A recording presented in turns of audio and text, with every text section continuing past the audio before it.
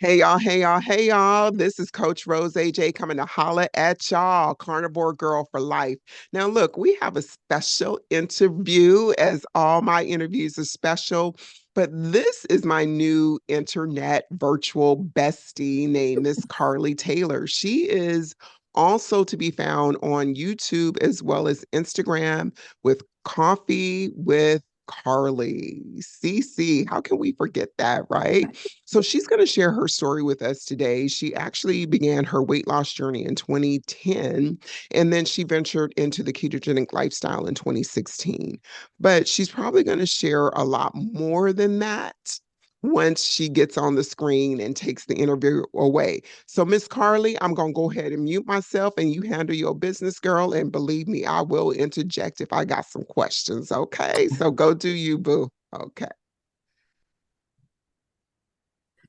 All right. Thank you so much, Coach Rose, for having me. I'm so happy to be with you on this interview. So I'm just going to go back very briefly to 2010. 2010, I was at my heaviest. I was 260 pounds at that point. One day, my husband was watching a video of me and I was speaking at a church, and I walked in the room and I saw myself. I saw the fact that I could barely breathe. I could barely catch my breath. I was sweating profusely. And I thought in that moment, honestly, Coach Rose, it was conviction that hit me because I'm in a place that emphasizes discipline and self-control and all of those things. And yet I am standing here, apparently I am not exercising any. And what I don't want to be is a hypocrite. And I'll just inject this part of it. I don't know, if this is okay. I know that everybody's not believers and all that. This is my story. If it's okay with you, just to interject this part that I am a believer, and I believe that it is a bad witness when I, as a professor of the way, am not taking care of my temple that I have been given. And so we call it temple maintenance, right? And getting ourselves together. So I have a t-shirt that says faith and fitness, that I prioritize both. They are both important, right? Okay, so that's basically one of the starts. And I thought, this is absolutely ridiculous. And then there was another time we went to an amusement park, and I knew I had been gaining and steady gaining. And it got to the point where they couldn't even fit the roller coaster thing down on me. He had to come. I mean, he's pressing and pushing and pinching me. And then finally, I had to just tell him to let me go. And I had to take the walk of shame off the platform. And I literally said that day, this will never happen to me again. I will never let this happen to me again. So I started out in 2010 doing what most people do, all of the traditional old knowledge, right? Where you go all low fat everything and all this and that and rice cakes, and we doing all of those things. And I was working out as well. So it took me about 2 years eating that way. And like I said, the very traditional, all the advice that people would normally give, right? And so low calorie, low fat, no red meat, all of the things. And so what I won't pretend like is that I did not have results, because I did. I did have results, but it was quite miserable. I'll be quite honest with you. So it took me about 2 years, and I lost 90 pounds at that time. I was working out like a maniac, and I was barely eating. Okay. So that was 2 years. I lost 90 pounds. I maintained that for about 2 more years after that. And then 2 years after that, so that's going to make 6 years in total, I had started to regain, and I got back up to 225 by 2016. Interject here. I think Yes. what you were just saying, so many of us did that. We did have successful weight loss, but it was like tooth and nail biting Yeah. to keep that weight loss gone or off and whatnot, because I had a 10-year stretch where I was still battling my disease of, addiction to sweets, fast food, processed foods, and whole nine. But I was considerably younger And what I was doing, I was calorie obsessed, exercise obsessed, Right. just to keep things in check, right? I was Mhm. still binging and overdoing everything. But it seems like when I hit 49, things just was like, you can't do this anymore. You have to address the underlying reason. So, did you find it very, very hard to keep within the parameters of your weight loss before you started seeing the scale creep up or clothing sizes increase? And if Yes, ma'am. so, what were you doing to keep it in check? Well, I had maintained after I lost, I maintained a couple of years, still doing the exercises, losing, um, eating the same way, and and like I said, but I was not happy. It was very miserable, and so for that 2 years, I just started going back to just eating how I was eating before. And and like I said, I caught it before I got all the way back up to 260 pounds. And we took pictures that day because my daughter was going to the military. And I saw a picture of myself. And I knew I had been slowly picking it back up because I could tell, I mean, in my clothes and everything. And I saw that picture and I knew it was time to change again. But I knew I was not going to do it the same way. That all the low fat, but I was not, there was no way I was going through that again. So I had a relative of mine, his name is David Wallace. He's my cousin, but he's also like my best male friend besides my husband. And he started talking to me about, this keto stuff. Of course, then they called it Atkins, which, and I understand that they are two different things. But I know, but at that time, that type of eating, most people referred to as Atkins at that time. So he started talking to me about that, and I thought, it's crazy. I ain't ever heard such in all of my life. That is nuts. But I'm the type of person, I am a Berean. I am a studier. If you tell me anything, I'm not going to take anybody's word for anything. I am going to be I'm forever a student. I always say that, right? So I'm going to get in and I'm going to figure out. So I started doing my own research. So it got to the point where I was coming back telling him things that he wasn't even aware of about it. And so the more and more we talked about it, the more I thought, I think this is something that is possible that I'm going to try. And I'll never forget one Saturday night, I went to Whole Foods and I got all of my stuff that I needed. And I started that very next day. So that was in 2016. And so it took me less than a year to get back down to where I was before at my lowest. And then pretty much from there, from all the way there up until now, I have done carnivore. Not, I was getting ready to say, see, does somebody want me to go carnivore? Okay, so uh, I do. I do. I want you to go carnivore. I I knew do. it. So from that point until now, I have been pretty much keto almost this whole time. The only other time being about a year into the pandemic, which I chronicled that on my channel as well. The first year I did really well in 2020. As crazy as everything was, I was still kind of staying on track. By the time the next year came around, I just didn't care anymore, honestly. And I'm just going to be real bare bones honest. I just kind of didn't care. And so I just went back to just eating things. And I always said to myself, if I ever get back to 200, I'll snatch it back real quick. But I get back to 200, then 205, then 210, and I got all the way back up to 221 pounds. And so Miss I spent, yes, ma'am. Miss Carlie. Okay, so with the weight gain, and you said you didn't care, probably threw the towel in for a little while because I'm sure any dietary protocol is exhausting. Any new lifestyle is exhausting. Did you weigh yourself on a regular basis, or did you just intuitively know that you were getting larger? Because with myself, it was like, oh my gosh, I know this is happening. I know it's happening. I weighed every day obsessively, but it was like I couldn't stop the train wreck. You know what I'm saying? Yes, Yeah. yeah. And we weighed, I weighed on a regular. I was aware that it was steady going up.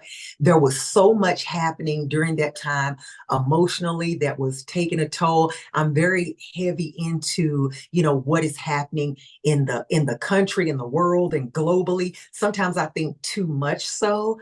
And where I let it get to me, and I just really got to the point where, even though I knew the weight was creeping up, I just literally decided I do not care. I'm going to comfort myself with whatever I want to eat. So I got out of control, and I don't deny that. I'm not making excuses for it. And I always say I made a choice and I dealt with the consequences. I take full responsibility. I don't blame anybody or anything. And I don't. And so I knew what I was doing and I just decided I did not care. Okay. And then I knew, okay, you can't do this. You cannot do this again. Okay. And that was after having maintained for several years, because mind you, that was 2016. And so I kind of went off the rails around 2021 to 2022. And then last year, it was January the 3rd. And I said, nope, that's it. And I spent 2023 getting all of that about 40 pounds that I had put on off. And so we're back to what we were before the pandemic. And I always say, when I set my mind to something, I'm going to do it. The issue is getting my mind ready to do it, right? When I'm ready, I'm ready. I'm just that kind of person. When I'm not, I'm not. And ain't nothing gonna move me. But when I'm ready, I am eye of the tiger and it's go time. And so I was determined. And I'm just in a much better place in general now. And I just took into account and gave myself some grace that the world was literally flipped upside down in a whole lot of different ways. And so, it just was what it was and it's in the past and we're moving forward. Right on. So it sounds like you've made an incredible turn and you're not willing to go back to whatever place it was that got you to the place where you needed to take that incredible turn. What was your why other than we talked about weight? Did you have any mental health issues, any like high blood pressure, metabolic health? Was that being affected? Because I know for me, if someone would have told me, Carlie, to be quite honest, I might not have been ready to hear it, right? That it's the food that you're eating that's causing you to have these mood swings along with weight gain, yada, yada, yada. I don't think I would have been ready to hear it, quote unquote, right? So, did you Right. have any struggles with mental health or how you perceived yourself, your abilities in the world, or even, like I said, metabolic health, or just in your ability to be mobile, any of those things? That, yes. My health has been pretty good all this time, but what I did battle with a lot of aches and pains from the inflammation. That was a big one. And every time, I kind of go off the rail, the pain in my body comes back and I can tell immediately. And just one of the other things that you mentioned, just brain fog and some other things like that. Me and my husband, we always talk about it. We can tell when we haven't been doing right because it immediately manifests in how we feel. Now, as far as serious underlying health problems, I don't have any. Okay, so most of mine was just along the lines of inflammation and those things. And even back before I started losing weight to begin with, when I was 260 pounds, in regards to the mobility, when we first started out doing things like walking, I couldn't even get two houses down before I was wanting to sit down because my legs hurt, my ankles hurt, my back hurt, and I was too young for that. That was just absolutely ridiculous. And I did not want to live that way. I didn't want to live that way. I wanted to be, a good example for my family and all of that. And this is one of the things that I've said as well. one of my whys has never been for the approval of people to say that I look good, or even for my husband to say that I look good. Because I said he chased me regardless of what size I ever was, honey. Let's be clear. It does not matter what size I ever was, he chased me. So it wasn't about him. It wasn't about any of those things. It wasn't because I was embarrassed at the way other people looked at me. I solely decided I'm worth this. I am worth this effort. Regardless of anybody else ever says anything about it, I'm worth this effort. Me. My why is me. And so, and so, Love it. and one of the things, because oftentimes you get so excited, and this is why I want to encourage people, because not everybody is always excited for you when you're doing something, when you're growing, when you're feeling good. Not everybody is always happy for you. And I remember I received an anonymous email from someone. And back during this time, my Facebook page was private. So you would have only known what I was posting if you were a Facebook friend of mine, right? And somebody created an anonymous email, read me the riot act. We don't care that you're excited about buying workout clothes. You're vain, you're this, you're that. And I'm like, if anybody who knows me, that's not who I am.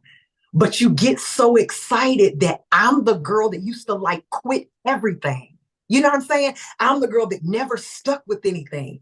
And this I was sticking with. I was seeing results. I was being disciplined. I was hanging in there and seeing results. And I was excited about it. You know what I'm saying? And I would share because I wanted other people to be inspired too.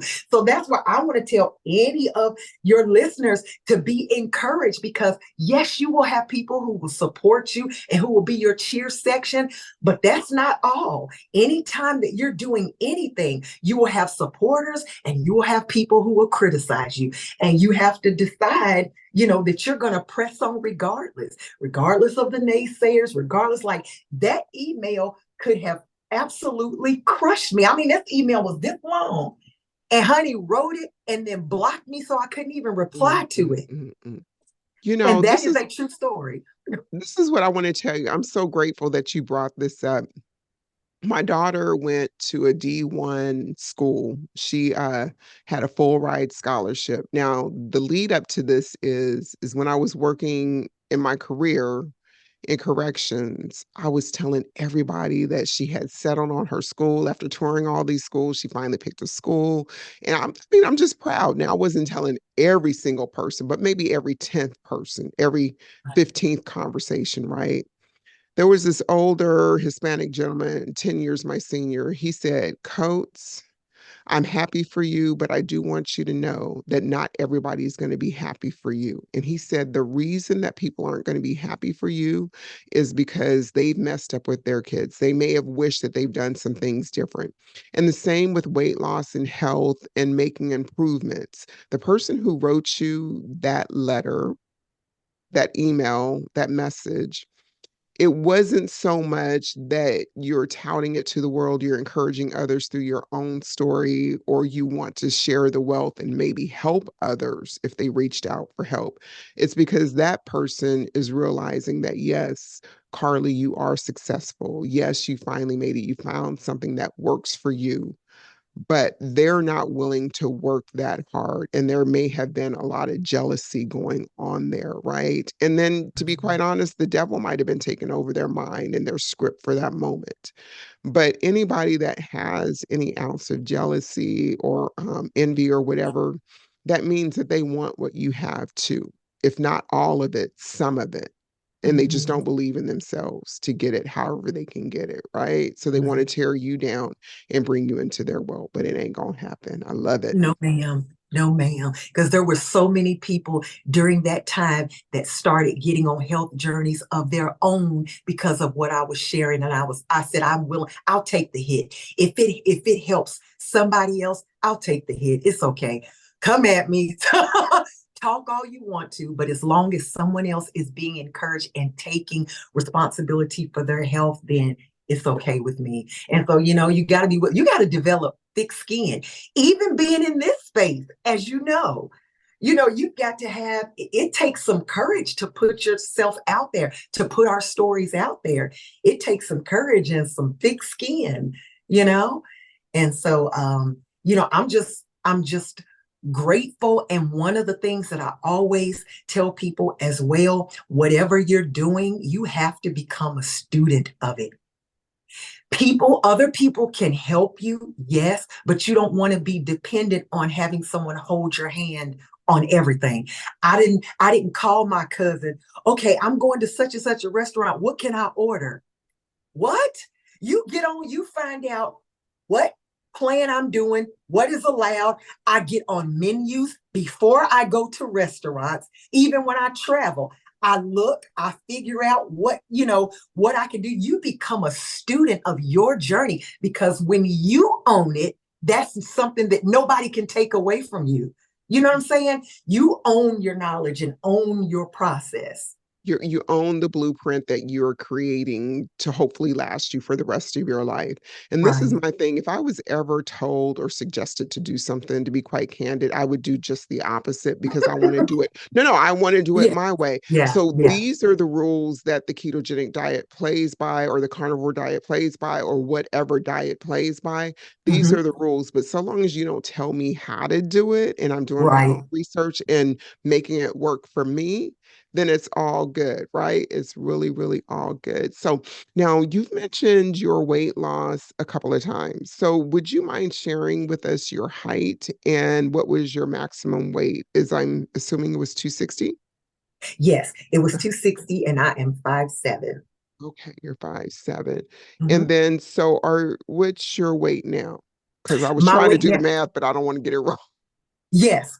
Okay. Uh-huh. So the lowest that I have been was 170. Okay. And that's when I lost it in about a year back in 2016. So I'll say about 2017, I got Okay. down to 170. Okay. Now from that point, it's kind of settled more so at about 180 and pretty Okay. much stayed there. And that's where I am now. Right. And Okay. you Okay. know, and I wouldn't mind taking off some more, but the way that I'm built, I'm very bottom heavy. So a Okay. lot of my weight like leaves from my face and up top first. So when I get to a certain number, I start to kind of look gaunt and kind of get a look that I don't care for.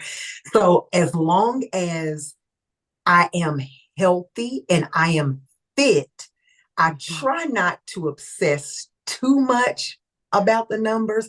I use it Right. as a tool and as a gauge because you can tell when, oh, I done had too much of this or too much of that, or, Yeah. and then sometimes things happen with ladies that we can't control. So that's why I can't let it necessarily be the emotional trigger, but it is a Right. tool and it Yes. is a measurement. It is a measurement, Yes. to be fair, that I do use, but I Okay. try not to obsess over it. So pretty much I've settled at about 180, and that's pretty much Okay. where I've been. And you feel good. It doesn't take a lot of effort to remain there Mm-mm. and whatnot. So let me ask you, what's a typical day of eating looks like for you? A typical day of eating, I'm just going to go with like this past week since I've been doing carnivore. I'll tell you what I've been eating. So I would pretty much, since I work out in the mornings and I'm hungry, I usually have some beef bacon and eggs. I've done that. And then for lunch, like today, for instance, I had 3/4 pound burgers and I just put, and it was good. And then I went for a walk on my lunch and walked like a mile and a half because the activity, I'm stuck on the activity now as well. And then for dinner, I came home and for them, I fixed some Philly steak. And then I'll like put mine in an egg wrap, an egg life wrap or something. So that's pretty much what a typical day would be. So you eat, it sounds like 2 to 3 meals a day without snacks. I don't snack. I don't Good, snack. good. So no And snacks. no, Mhm. and I'm able, like today, I was able to fast and not have breakfast because I didn't work out this morning. I just did a stretch. Mhm. So Okay.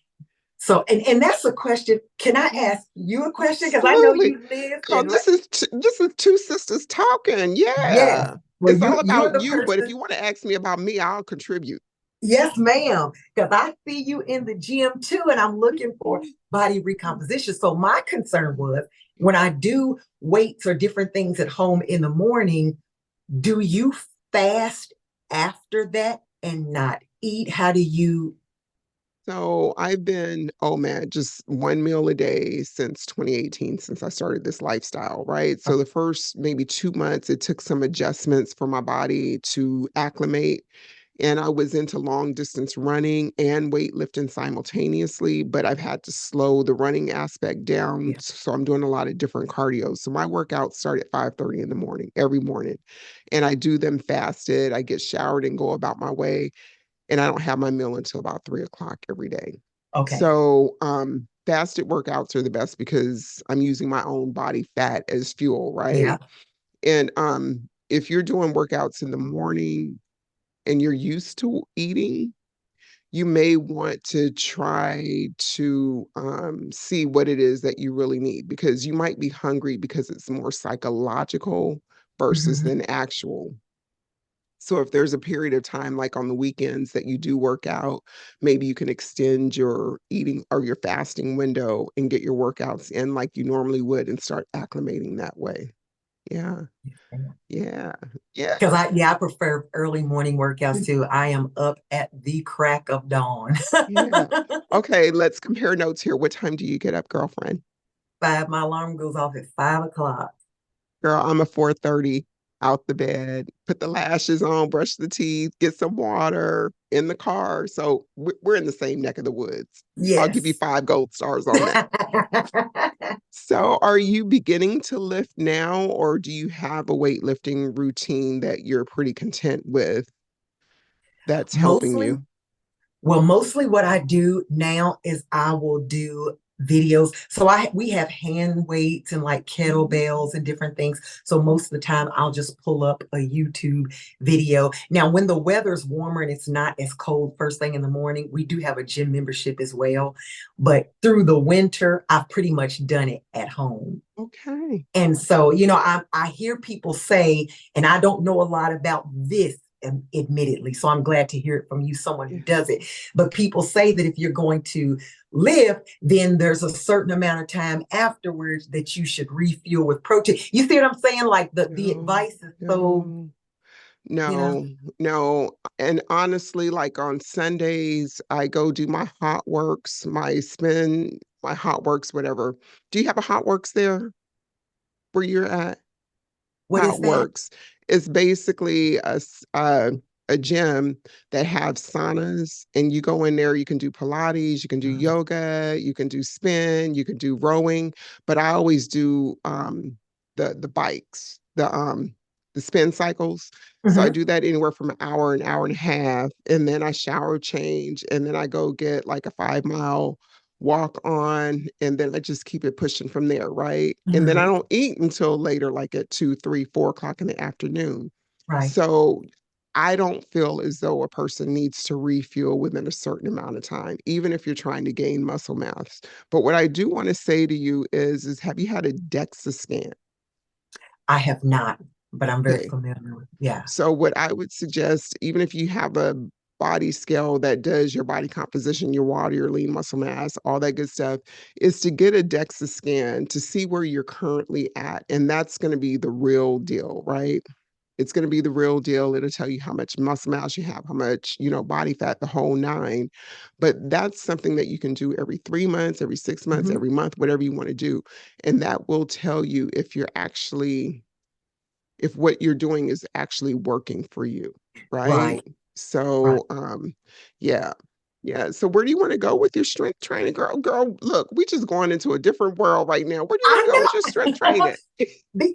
Because that's next. Mhm, I just really want to, and I'm going to continue eating the way that I eat because I feel mhm, good this way. mhm, But I do want to venture more into the fitness part of things because, as you mentioned earlier, mhm. now I feel young, but Yes. I'm not getting any younger, and so Yeah. I understand that for my long-term health, the fitness part of it has to be a part of my journey as Yeah. well. It has Yeah. been, but I really kind of want to amp up and go more into that in terms of Mhm. muscle building and all of that. So that's definitely what's on my radar Okay. next. Okay, girl. Well, we're gonna have to keep in touch on that because hey. And Because so I let know you doing it. I saw you, honey. yes, yes, yes. So let me ask you about sleep. What's your sleep like? Do you get 4 hours? Do you get 12 hours, 8 hours? Have you always been a good sleeper? Not really. The crazy thing is, I used to be a night owl. I could stay up all hours of the night. But I started looking at the importance of sleep as well. So many areas that I'm just in this place now where every area of my life, I'm just critiquing to how can I be better here? And so I understand the importance of rest, which I underestimated before. I did not realize how important it was. So pretty much by 10 o'clock, I done fell asleep and I'm out of here. And I know my folks think I'm crazy because at a certain time of night, I'm like, keep the lights low. Don't come flipping a bunch of lights on because you want your body to naturally produce melatonin and do what it does and prepare, yourself for sleep. So, I like to have wind down time and, just keep the ambiance nice in the house in the evening. So by bedtime, we're ready to go to sleep. So I sleep really well and I sleep from about 10 to 5. And when I'm not having the pains, when I'm not carrying on and don't have the pains in the middle of the night, I sleep very well. Oh, that is awesome. That is awesome. And I'm sure it helps you with your next day because you're rested, recovered, and energized and ready to go. Now, this is one thing I must ask. Do you consume coffee? Which is kind of silly for me to even ask because coffee is in your YouTube and Instagram name. So, girl, holla at me about your coffee situation so I can holla at you about mine. Okay, I love coffee. Oh, I love it. And really, I don't even really need the caffeine, to be quite honest with you. I just enjoy the ritual of it. I enjoy the cup, the warmth, the smell, the pour, the sipping. Like it's just the whole ritual and routine that I just enjoy. What I have started doing now is I do not use coffee at all before my workout. I naturally let myself wake up naturally. I let my body do what it does. I exercise uncaffeinated. Then, when all of my other things for the morning are done, then I will enjoy my cup of coffee. But I love my coffee. Okay, so it sounds like you've always been a coffee connoisseur. Yeah. Yeah. Okay, how do you drink your coffee, love? How do you drink your coffee? Here lately, since I've been cutting the dairy out, and I had cut the sweeteners out as well. Most of the time, I will take the coffee, and they have these things called coffee bombs at the fresh market, and it's basically like MCT oil, and there may be like ghee and coconut oil, and then they have one that's like vanilla and cinnamon, and one that's chocolate, but they're not sweetened at all. And so put that in there, and I usually put a scoop of collagen in there, and then I blend it with the stick blender, and it gets frothy and creamy. And even without the cream, the heavy cream or anything like that, it's delicious. When I'm not doing dairy free, it's usually the heavy cream and stevia or something. I try not to get too fancy with a lot of the sweeteners. There are some that I take in, but a lot of those, can be funny too. I hear you. I've had a love affair with coffee probably for like 35 years since I was like in my mid 20s, but I used to always drink it with creamer and a whole thing of sugar, right? And when I started on the ketogenic way of life, I switched over to using just a couple of equals in my cup of coffee. And it took me about 3 months before I decided to stop using the equal because I had started reading studies about their effects and Yeah. whatnot. and started drinking it black. So now, since 2019, I've been drinking just straight up black coffee. Do Hot, you? Yeah. hot is my preference, but Yeah. depending on the time of day, year, it can be ice. But yeah, that's my go-to, my ultimate jam, black Love coffee. it. And I Love it. actually took a 68-day hiatus. I started last November 17th. I was like, I'm just gonna stop coffee till the end of the year. I've done this many times, Carlie. So I'm going to stop drinking coffee till the end of the year. So, and then I said January 1st, 2024, I'll decide if I'm going to go back and get into the coffee game again. Girl, I kept it going for 68 days. I was trying to drink tea. I was trying, black teas and stuff like that. I just can't do the tea thing. And then I finally just said, Rose, you only have one life to live. The coffee is not bothering you. Sure, Right. you spend a lot of money going to Starbucks, but if that's going to keep me happy and sane, I'm going to do Right. it.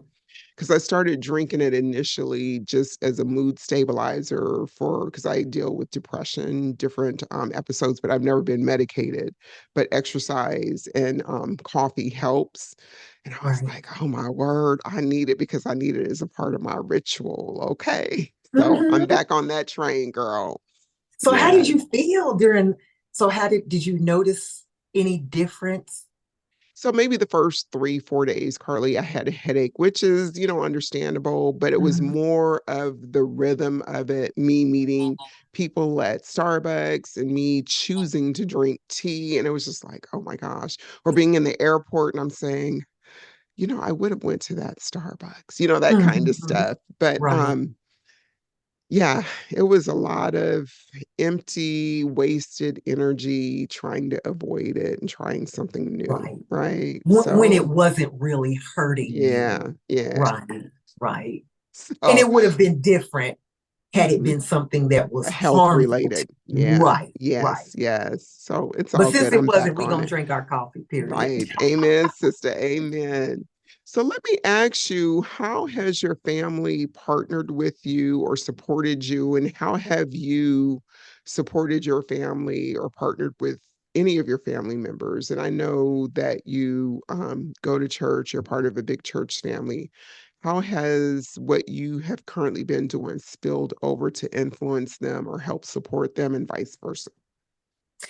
So first, my family, my immediate family, they were all confused, just as confused as I was when I first heard about it.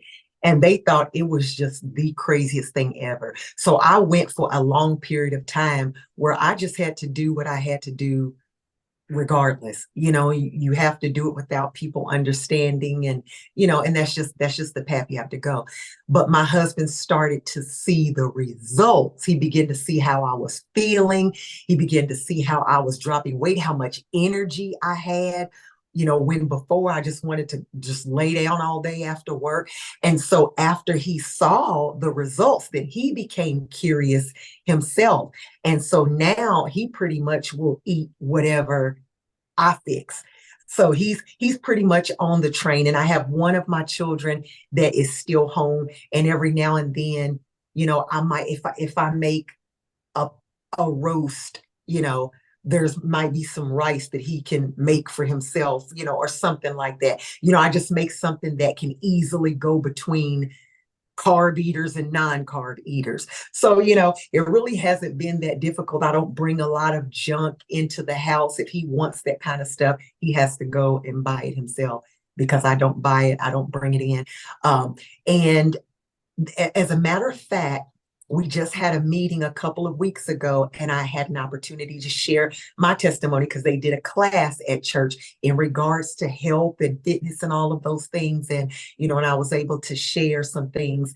And people come to me, they ask for replacements, on things. Well, I like such and such. What can I do in place of? I'm your girl. I got you. I got you. And so, I've made low carb lasagna. One time I made some and brought it to the church, and people was like, if you didn't tell us, we wouldn't have even known. It was delicious. And so, different people have made things that they've seen me post about.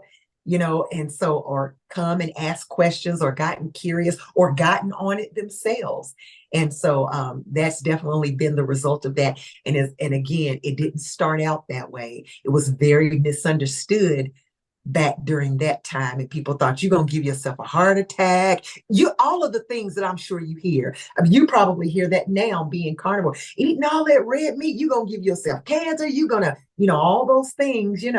That's the kind of things that people said. But you can't argue with results, you can't argue with health results, you can't argue with good blood work, which, by the way, I need to go back and have some more done. But all of that has been good, and you can't argue with that. You know what I mean?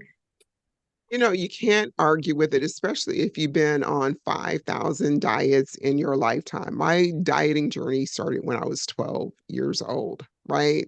So if you've been through the ringer and tried everything and this works, how can anybody argue about something that works for you, yourself, and you, right? And they'll Right. come around, like you said, they're going to be asking you, they're going to be talking about the lasagna or, copying your recipes that you posted and stuff like that. So I love it. Now, both you and I I call my granddaughters La Nietas, but we have little people that are in our lives. Is there anything that you do differently for them than you did for your own children as far as eating? Yes, well, first of all, my grandbaby is very picky in the first place. So I mean, when I say picky, she is extremely picky. She does like her proteins though, so most of the time you can get her to eat that. But I try to give her good things, Greek yogurt, or things appropriate for a child. And I prefer to give her things like fruit rather than cookies and candy and all those types of things. So I'm definitely more conscious of what I give her versus what I gave to my own children and what I was consuming at the time. I'm definitely more conscious of that now. So I don't bring a lot of junk in for her, as healthy as I can get it, because she loves cereal. And so Magic Spoon, I don't know if you're familiar with Magic Spoon cereal, but it's basically a protein cereal, a low sugar cereal, but it's made with protein, so at least there's something good in there, you know, along with something that she likes. It's a better option, okay, than the traditional cereal. So yes, I'm definitely more conscious of that now. Okay, I feel Once, you. I feel you because once you turn over that leaf, I think we have a responsibility to the best we can to right. offer them an invitation to see what we eat like, right? And so when I have my nietas over, I do the avocado. I don't eat the avocados, but I do the berries, the avocados, and whatnot. And like boiled eggs, they'll do boiled eggs versus the scrambled eggs and stuff like that. So I try to accommodate their needs, but within my approval sector Right. of kind of being ketogenic, and I don't do the packaged food with them. I try to limit that in my house. So when they come over, I go shopping very specifically for that Mm-hmm. one day or that Exactly. one evening for them. But yeah, I think we can be influencers in our family, in our churches, in our ecosystem. Yes. And my job as Mhm. well. And I remember one time I have a coworker, because I work at this law firm, and a coworker one time brought in like trays of fresh baked cookies for everybody, but he knew I didn't do that. So he made me deviled eggs Oh, that because is I a share. blessing. It wasn't that sweet. So I share things with my coworkers. I have one that has diabetes. And so I often share swaps and replacements, things he had no idea even existed. I share, this is what you can do in place of. Or, they want to go to certain restaurants. Okay, if you don't have to not go. This is what you can order. This is what you can do. Like, I'm always willing to share whatever I can and put it out there. Go ahead, girl. Mhm. It's really funny because on the campus that I work at, it's we've had two programs that merged, right? The same program, different high schools that emerged onto one campus. And so the team that I had been working with for a year, they finally adjusted, like within, you never eat, you never do this, da, da, da, da. They finally adjusted. The students said, oh, Miss Coates don't eat until she goes home at about 3. So I had them trained the first year. So this was the first year, this past September, that we were with the other team. So, there's all these candies, there's all these cookies, staff meetings, the admin bringing in stuff. And I finally had to tell them I'm just allergic to everything that's not in my kitchen. They finally got it. I'm like, you guys can eat around me. These kids can eat all or young people can eat all the packaged food they want. I am never tempted. I'm never tempted. So it's nice that you asked me. However, none of this that you guys have fit my dietary protocol unless it's black coffee from Starbucks with nothing in Right. it. Period. That's it. So now it's just like, oh, well, whatever, Coates, I got you. So yeah, And you got to stick to your guns because yes, people will yes. try you and they're well Hmm. meaning. They believe they're Yeah. helping and they're like, it's just a bite. You can just taste Hmm. it. It's not too bad. You can, Hmm. you what's one little cookie or what, Yeah, and I try not to attribute malice to most people. Most people are sure, just well meaning and sure. they're, but you have to eventually be Mhm. firm and just let Yeah, people know just yeah. thank you, but no thank you. I always just walk away now, like you just wasting your breath. Eat my cookie for me, for you, and Yeah. them. So now you touched on a really quick point. I know we got to get ready to shut it down, girl, but moderation. So are you a moderator or an abstainer? What's your life like in those? If you have any trigger foods and you step up to them, or like particular holidays and stuff where you have exceptions, what's your take on that now that you've lost this weight the last time around? I would consider myself an abstainer. I do better when I abstain completely.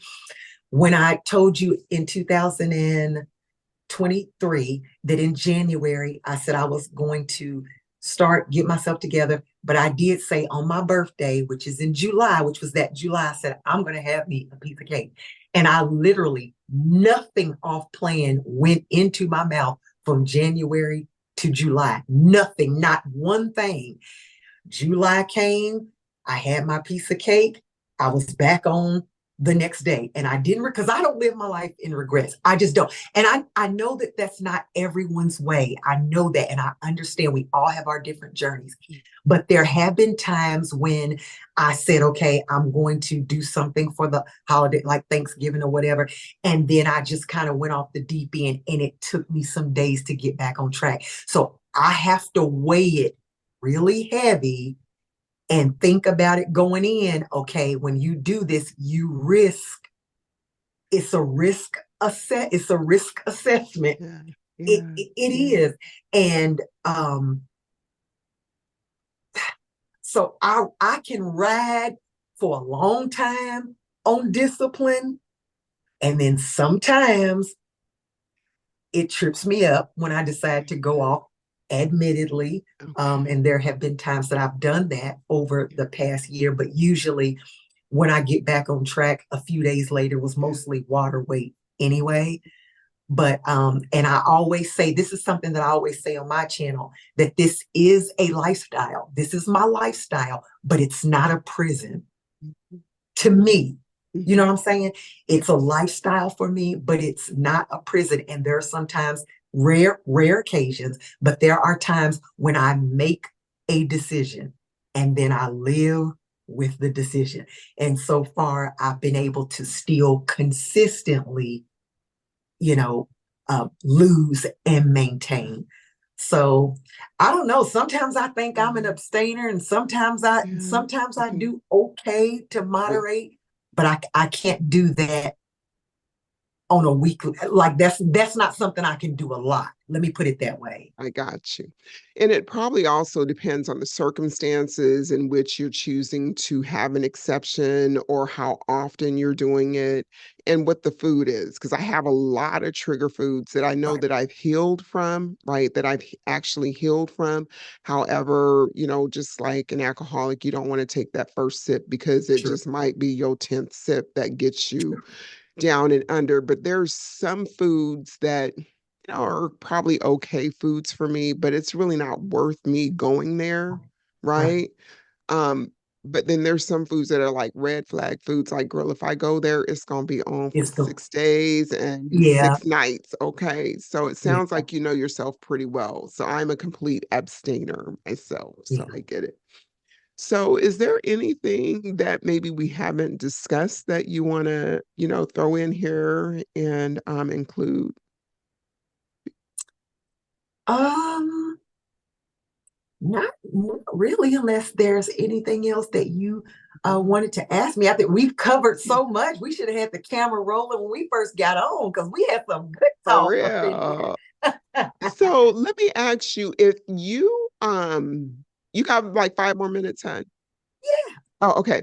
So if you was able to give your 16, 20-year-old self, or maybe even your 30-year-old self, some advice pertaining to, lifestyle or anything about life in general, your food, your weight, your health.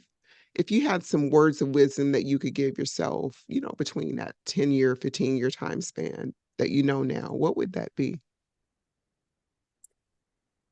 What I would tell myself, and this is being so transparent, and I hope that I don't get emotional. Um, but one of the things that I would tell particularly my 16-year-old self, is that I am I'm worth living, I'm worth being alive. Because there are some things that I didn't touch on, even though I have a wonderful family, I have wonderful parents. I myself was a very depressed young person. I just had a lot of things going on, and it wasn't because of anything that was happening with my family. It was just me. I was just plagued. And when you talked about the enemy and all of those things, like he didn't want me here, and I didn't want to be here. Miss Rose. I I hear didn't. you. I hear And you. so